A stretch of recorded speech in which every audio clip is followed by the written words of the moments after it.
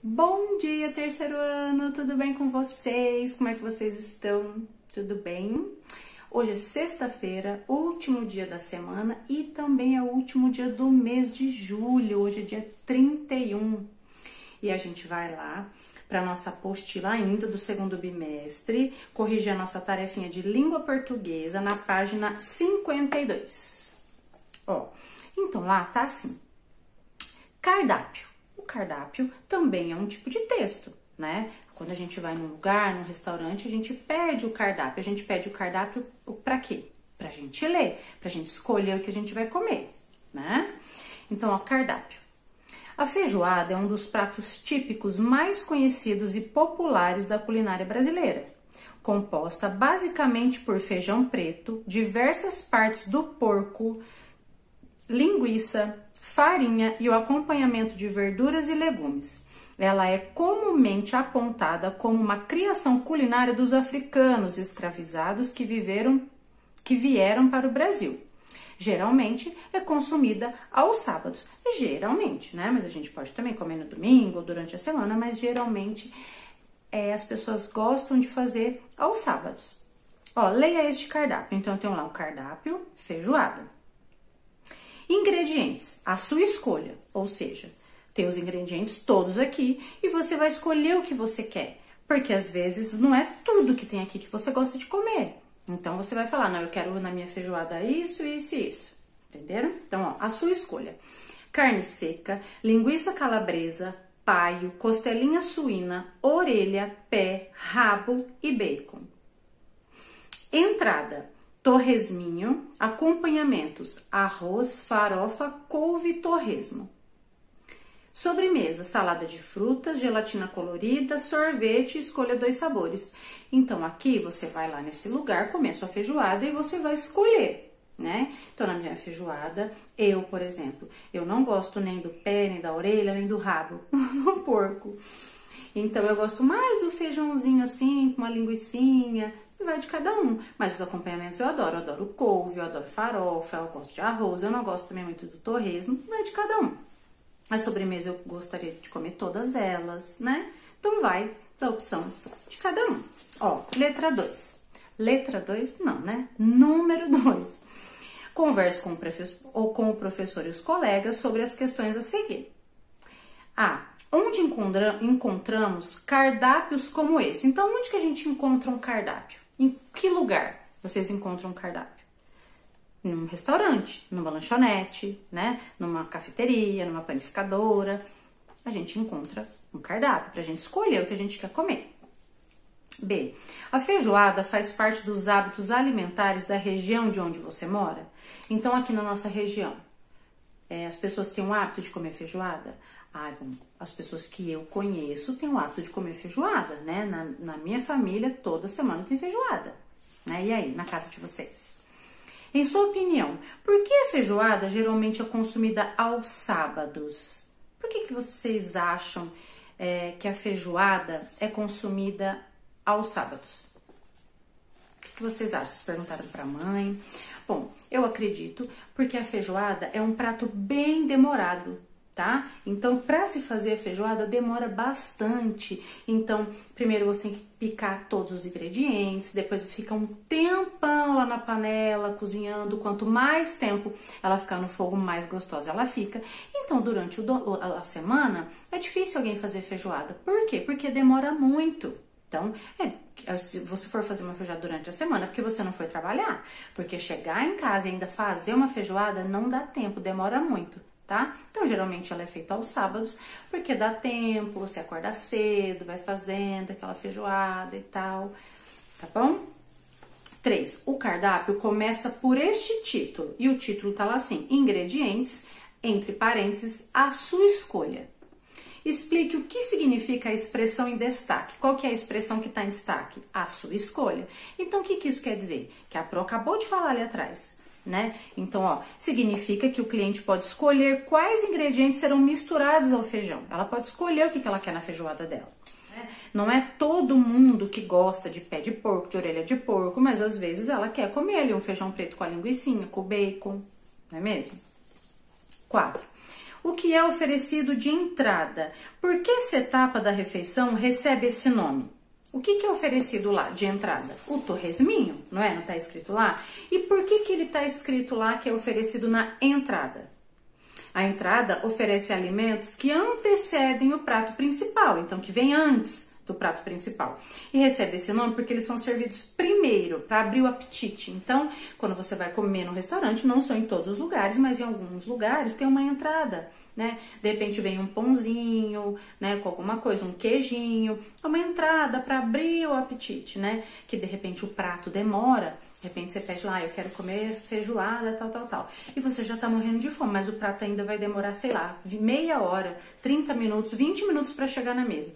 Então ele serve uma entradinha que já tá pronta lá, e com isso você vai matando a fome, você vai conversando com a pessoa que tá ali com você, e você nem vê que demorou para aquele prato chegar. Então quando você vai no restaurante que eles oferecem uma entradinha, é porque provavelmente o prato principal vai demorar um pouquinho para vir, né? Ó. E qual que é a entrada aqui? A entradinha é o torresminho. Ó, e o torresmo é um prato bastante consumido no Brasil, principalmente na região de Minas Gerais. É um petisco feito de couro de porco e gordura frito em óleo para ficar bem crocante. É um acompanhamento muito comum em feijoada. Ok?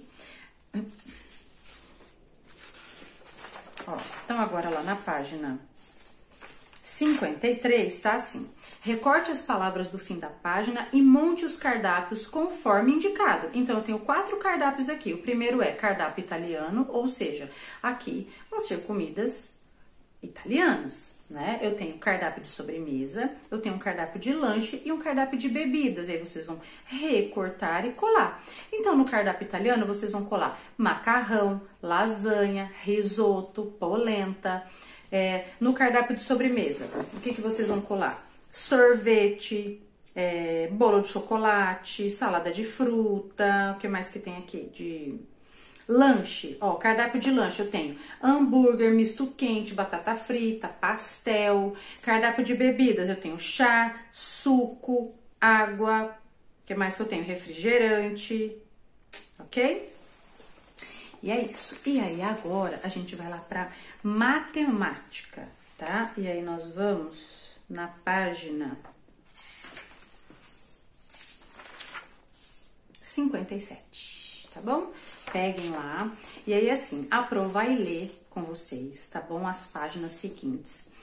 E vocês vão ter o final de semana para resolver as atividades. Eu vou fazer a leitura, mas eu não vou fazer as atividades junto com vocês. Então, a Pro vai ler, explicar certinho e vocês vão resolver pra gente corrigir segunda-feira. Ok? Ó, vamos lá. Qual é o problema? A professora de Humberto e Teresa passou o seguinte problema para eles resolverem em dupla. Então, a professora desses 2 alunos, do Humberto e da Teresa, passou um probleminha para eles resolverem. E eles, em dupla, vamos lá.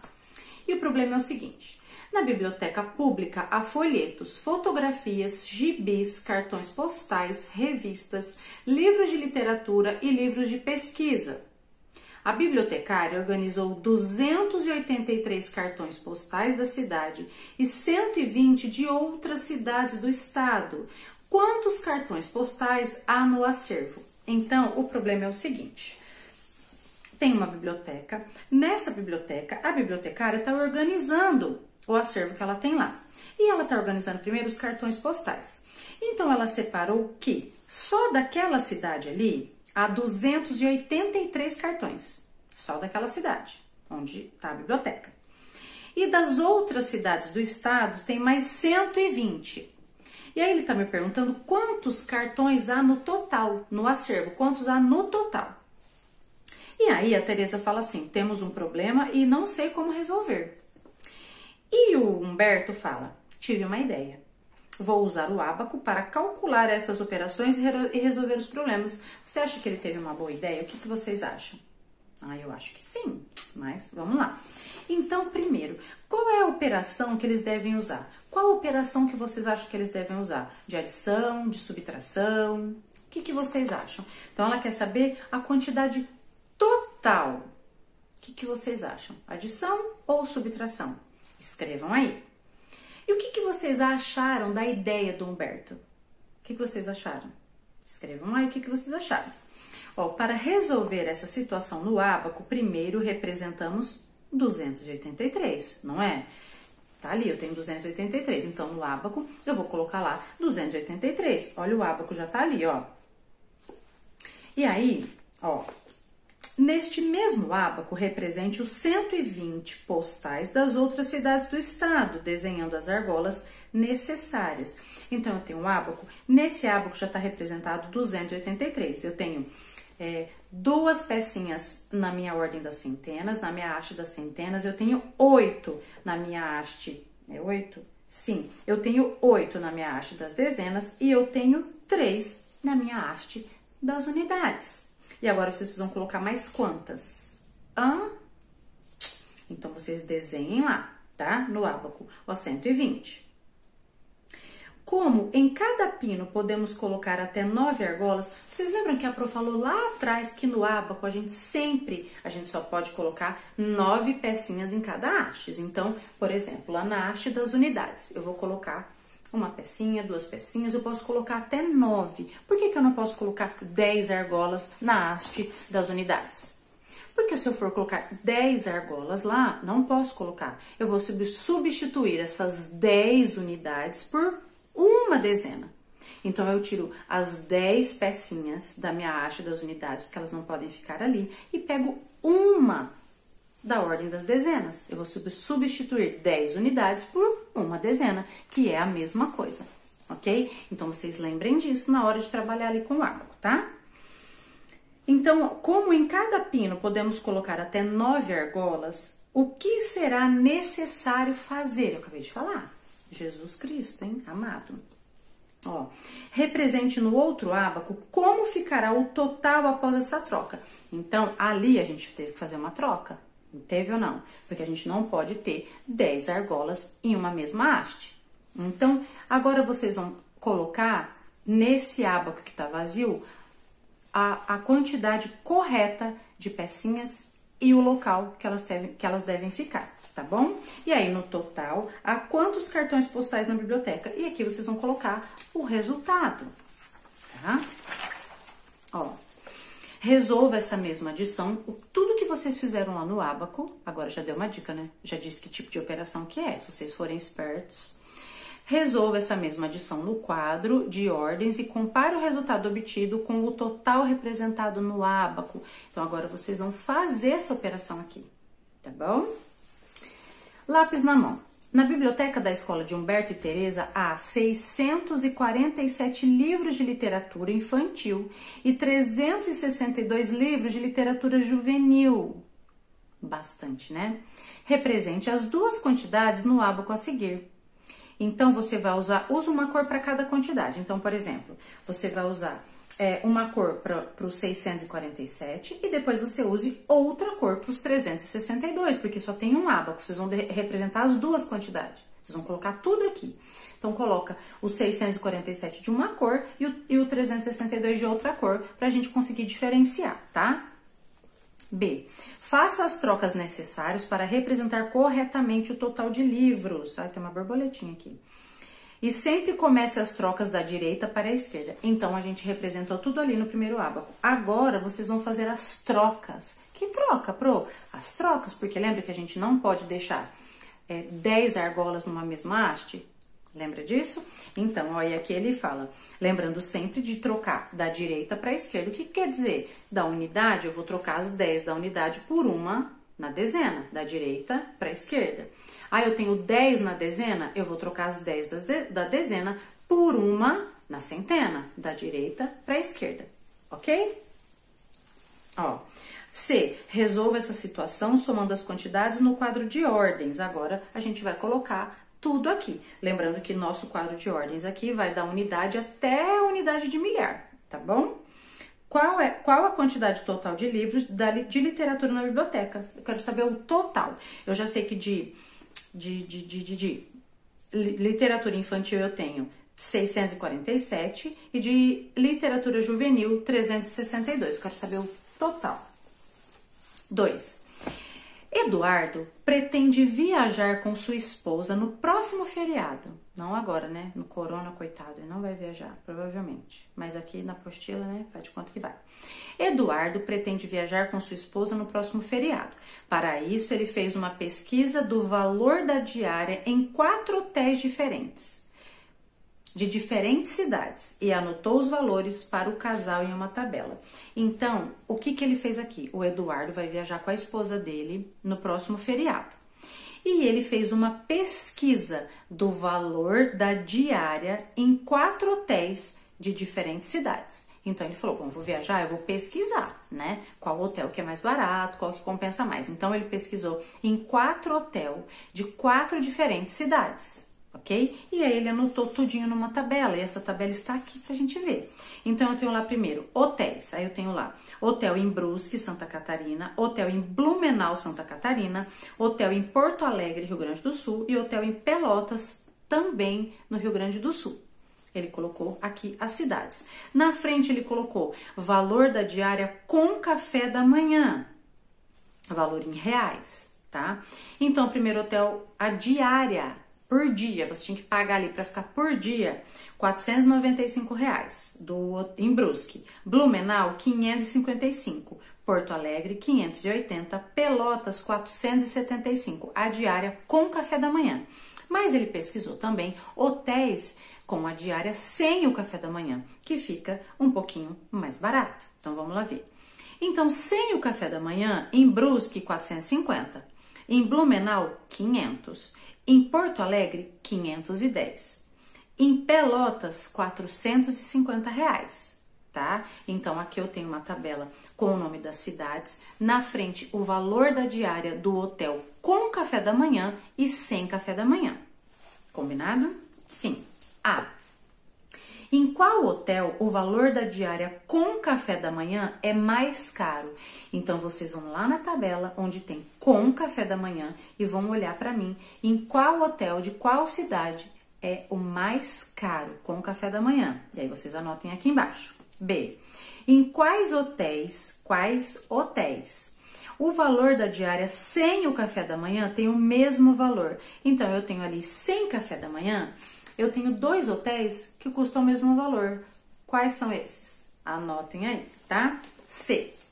Qual é a diferença de preço? Gente, lembra, sempre que a gente quiser saber a diferença do preço, quero saber o troco, a diferença, eu faço o quê? Você já sabe, é uma subtração, não esqueçam disso, tá? Qual é a diferença de preço da diária com café da manhã do hotel de Blumenau e a do Brusque? A de Brusque. Então, vocês vão lá em Blumenau saber qual é com café da manhã? Com café da manhã. O valor. Depois, a de Brusque. O valor. Vocês vão subtrair uma da outra para vocês saberem a diferença. Então, é uma subtração, ok? Bastante tarefa hoje, hein? Meu Deus. D. Eduardo e sua esposa ficaram 2 dias no hotel em Blumenau. Lembrando que o preço que estava lá na tabela é a diária de 1 dia, mas eles ficaram 2 em Blumenau com café da manhã. Eles quiseram dar uma gastada. Então, calcule quanto eles pagaram nas 2 diárias. Gente, o que vocês precisam fazer? Agora eu quero saber o valor total. Sempre que eu quero saber um valor total, adição. E aí eu sei que o valor do hotel de Blumenau com café da manhã qual era o valor?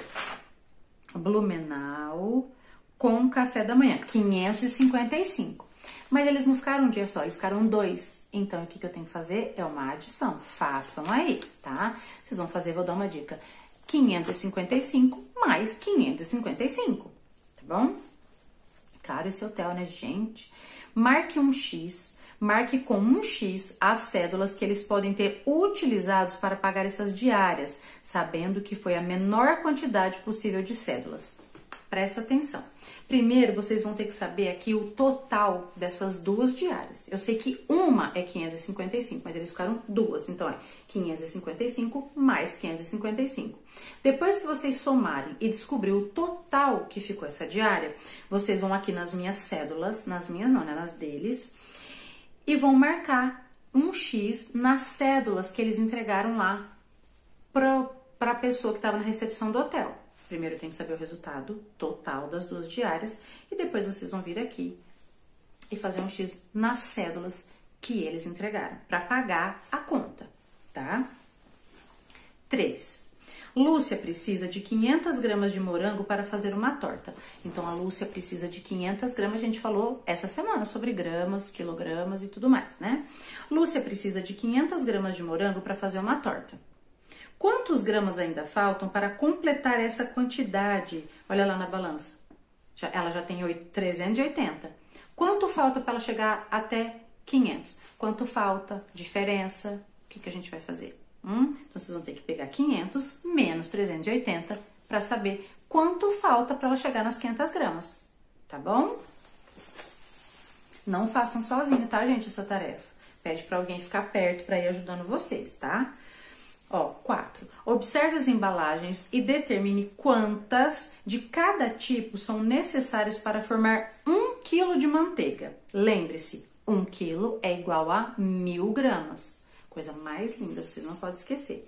Então, eu tenho ali manteiga, 500 gramas, depois a outra manteiga, 250. Então, vocês vão ter que fazer aqui uma adição, né, para saber, ó, quantas da de lata e da de pacotinho, tá? Então, ali na de lata, quantas gramas precisa para formar 1 kg dessa manteiga aqui? Quantas gramas na de 500 gramas? E quantas gramas faltam na de pacotinho, que é 250 gramas? Quantas gramas faltam para ela chegar a 1 kg? Tá? 5. O gerente de uma loja registrou em um gráfico a forma de pagamento utilizada pelos clientes em uma semana. Ó, forma de pagamento. Então, os clientes de uma loja, ele registrou aqui num gráfico como que os clientes pagaram a conta durante aquela semana. Então, assim, ó, eu tenho ali a quantidade de clientes que pagou com cartão de crédito, depois eu tenho uma quantidade de clientes que pagou com cartão de débito e uma quantidade de clientes que pagou em dinheiro. Então, cartão de crédito é aquela pessoa que paga não com o dinheiro que está na conta, né? O crédito é para o próximo mês, né? Às vezes ela parcela em 3, 4 vezes, então o crédito não é um dinheiro que tem ali na conta que vai ser tirado na hora. O crédito vai ser tirado depois. O cartão de débito é o dinheiro que tem ali na conta, vai ser tirado na hora. E o dinheiro, tá? Qual a forma de pagamento mais utilizada? Qual a forma de pagamento mais utilizada aqui? Só olhar no gráfico que vocês já vão ver. Depois, B, registre na tabela a seguir as informações contidas no gráfico. Então, forma de pagamento, vocês vão colocar lá cartão de crédito, cartão de débito e dinheiro. E quantidade de cliente, sabendo que, ó, lá embaixo tem a quantidade de cliente, ó.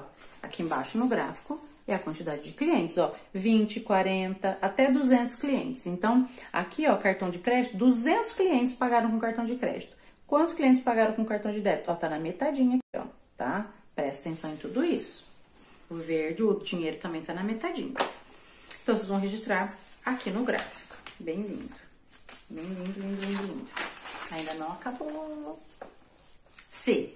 Calcule a diferença entre o número de clientes que utilizaram cartão de crédito e os que utilizaram dinheiro para pagar suas compras. A diferença, eu vou usar o quê? Subtração. Vocês vão voltar lá no gráfico e ver quantos clientes usaram cartão de crédito e quantos usaram dinheiro. Cartão de crédito menos dinheiro, pra gente saber, tá? E a última, que é a B, qual é o total de clientes representado nesse gráfico? Então, agora vocês vão olhar qual que é a quantidade de cliente representado no gráfico, ó.